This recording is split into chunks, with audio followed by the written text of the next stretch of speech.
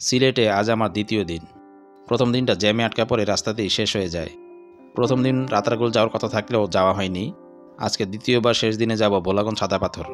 Viewers, আপনারা সিলেট আসলে অবশ্যই ট্রেনে আসবেন এবং দিনের ট্রেনে আসার চেষ্টা করবেন, রাতের ট্রেনে আসবেন না। কারণ দিনের বেলা ট্রেন জার্নি করলে রাস্তার পাশে চা বাগানের ভিউ দেখতে পারবেন, যেটা রাতের ট্রেন জার্নিতে পাবেন না। রাতের বেলা চারপাশে শুধু গুটগুটে অন্ধকার। শুধু ট্রেনের জানালা দিয়ে চা বাগান দেখলে কি মন ভরে? তাই সকালে চলে এলাম সিলেটের মালনীছড়া চা বাগানে। সিলেটে ঘুরতে এসে যদি চা বাগানে না আসেন তাহলে এটা বড় ধরনের অপরাধ বলে গণ্য হবে। চা বাগান ঘোরা শেষ করে যাব ভোলাগঞ্জে। চা বাগানে প্রবেশ করার সময় আপনাকে চাঁদা দিতে হবে। চাঁদার পরিমাণ 50 থেকে 100 টাকা। যদি সাথে গাইড নেন তাহলে চাঁদার পরিমাণ হবে সর্বসাকুল্যে 200 টাকা। যে কোনো চা বাগান ঘোরার পারফেক্ট সময় বিকেলবেলা। আমি অবশ্য সকালে এসেছি, কারণ বিকাল 4টায় আমার ঢাকায় ফেরার ট্রেন রয়েছে, যেটার ভিডিও শুরুতেই দেখেছেন। আর যারা চা পাতা কিনতে চান তারা কোনো দোকান থেকে চা পাতা কিনবেন না। এই চা বাগানে একটা ফ্যাক্টরি রয়েছে, সেখান থেকে আপনারা সরাসরি চা পাতা কিনবেন। আমার অবশ্য ফ্যাক্টরি থেকে চা পাতা কেনা হয়নি, কারণ গত রাতে এক দোকান থেকে আমি চা পাতা কিনে ফেলেছিলাম।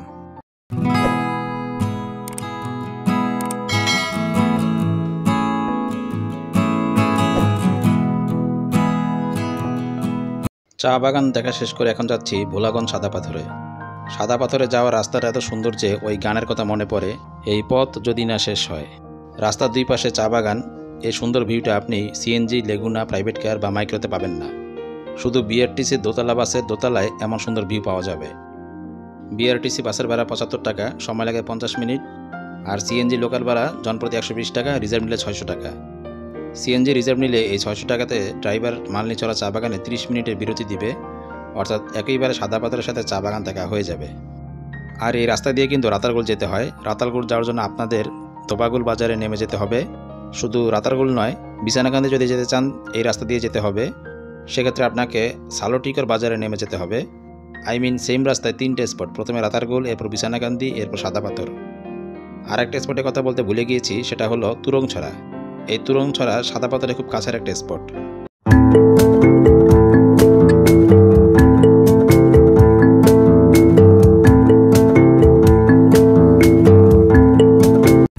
ভিউয়ার্স, সামনের ওই পাহাড়গুলো জানান দিচ্ছে যে আমরা সাদা পাথরের খুব কাছে চলে এসেছি।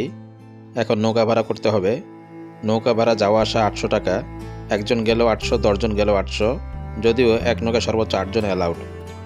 শরৎকালে সাদা পাথরের ভিউটা ঠিক এমনই, দূর থেকে দেখতে বেশ ভালোই লাগে। আমাদের নৌকাযাত্রা শুরু হলো 0 পয়েন্টের পানে। দর্শক, এবারে সিলেট ট্যুরটা আমি আসলে ঠিক এনজয় করতে পারছি না। এর কারণ হতে পারে দুইটি। প্রথম কারণ, গত দিনে 17 ঘন্টার বিভীষিকাময় বাস জার্নি। এই বাস জার্নির কারণে আমি কিছুটা ট্রমার মধ্যে আছি।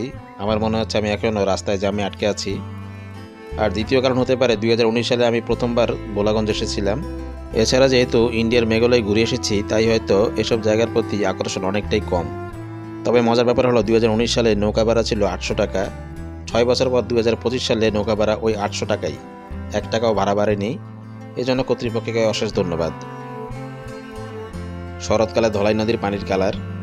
যারা বর্ষাকালে ভোলাগঞ্জ গিয়েছেন তারা পানির কালার কেমন পেয়েছেন তা কমেন্টে জানাবেন প্লিজ। আমাদের নৌকা এপারে চলে এসেছে। আমাদের কিন্তু এই নৌকাতে আবার ব্যাক করতে হবে, কাজেই নৌকার মাঝির নাম্বার আপনারা সেভ করে রাখবেন। নৌকা থেকে নামার পর 5-7 মিনিট হাঁটা লাগবে 0 পয়েন্ট যাওয়ার জন্য। আর নৌকা ঘাটেই রয়েছে সালাদিয়া টাইপের অনেক খাবারের হোটেল। তবে এসব হোটেলে দুপুরে খাবার না খাওয়াই ভালো। জাফলংয়ের মতো ভোলাগঞ্জে রয়েছে ইন্ডিয়ার নিম্নমানের পণ্যের দোকান। এসব দোকান থেকে কিচ্ছু কিনবেন না, শুধু শুধু টাকা নষ্ট।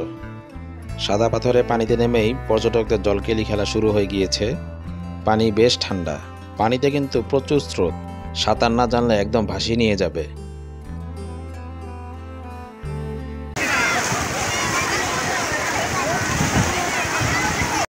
দর্শক, রোদ থেকে বা বৃষ্টি থেকে বাঁচার জন্য আপনাদের সাথে করে ছাতা আনার দরকার নেই। সাদা পাথরে ছাতা ভাড়া পাওয়া যায় ঘন্টা প্রতি না, সারাদিনের জন্য 50 টাকা। শুধু ছাতা ফেরত দিলেই হবে যাওয়ার সময়। সাদা পাথরের এই কিটকট চেয়ারগুলোর ভাড়া কক্সবাজারের চেয়েও বেশি, অর্থাৎ এরা কক্সবাজারের চেয়েও বড় ডাকাত। কক্সবাজারে এসব চেয়ারের ভাড়া ঘন্টা প্রতি 30 টাকা, আর এখানে হলো ভাড়া 100 টাকা সারাদিনের জন্য। এখন কোনো পর্যটক কি সারাদিন এই জায়গায় বসে থাকে? 1 ঘন্টা, সর্বোচ্চ 2 ঘন্টা কোনো পর্যটক এখানে অবস্থান করে। কাজে 2 ঘন্টায় দেখা যায় 60 টাকা ভাড়া হতো, সেখানে তারা 100 টাকা নিয়ে নিচ্ছে। বাংলাদেশে যেখানে পর্যটনের স্পট সেখানেই হকার। আমি এক তরমুজওয়ালার কাছ থেকে 1 পিস তরমুজ কিনলাম। আশ্চর্য হলাম সিজন শেষ হওয়ার পরও এই তরমুজ পেলো কীভাবে। আরও অবাক করার বিষয়, তরমুজটা মিষ্টি ছিল। আমি ভেবেছিলাম মিষ্টি হবে না।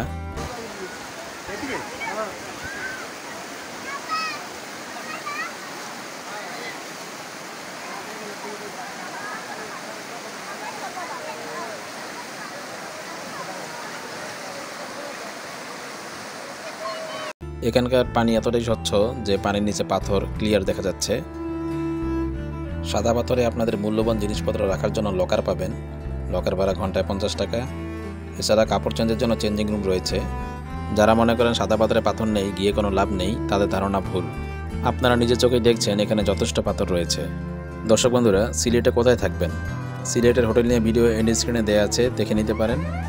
যেহেতু বিকাল 4টায় আমাদের ঢাকায় ফেরার ট্রেন, তাই আমাদের একটু আগেভাগেই ব্যাক করা লাগছে। সবাইকে ধন্যবাদ জানিয়ে সাদা পাথর থেকে বিদায় নিচ্ছি। দেখা হবে নেক্সট ভিডিওতে।